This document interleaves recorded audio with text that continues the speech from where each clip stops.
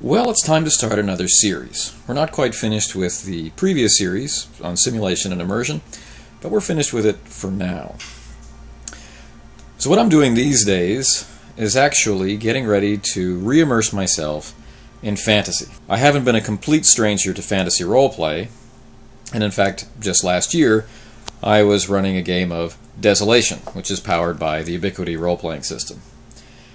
But this year I decided I wanted to go back to something earlier. I wanted to build on the enjoyment I have with basic role-playing from Call of Cthulhu and check out RuneQuest, which was a game I never really got into at any point in my gaming history. And I've read through the rules twice now, and I've decided that the series that I'd like to do is partly about world building, because that's what I'll be doing. I'll be ignoring the traditional settings for RuneQuest.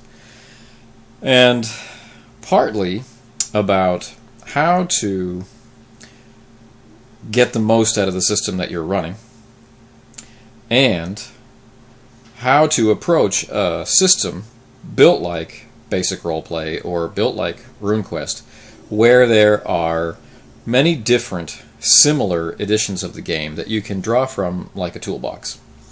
And rather than making it all suggestions for viewers, what I'd really like it to be is an interactive experience.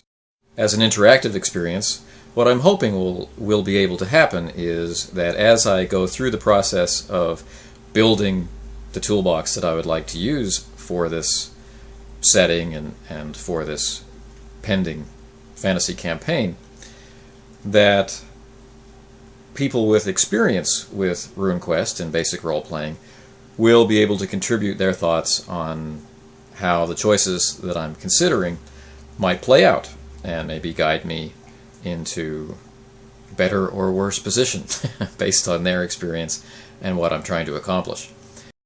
So this will be the next series on the Casting Shadows channel in support of my blog, Casting Shadows, and I do hope that you will join me as we explore RuneQuest, a very old and very influential game, and maybe with your suggestions and feedback you'll help me to be able to quickly get over the feelings that I'm having right now that all of the plans I have for this fantasy world would be so much easier to do with Desolation. See you soon.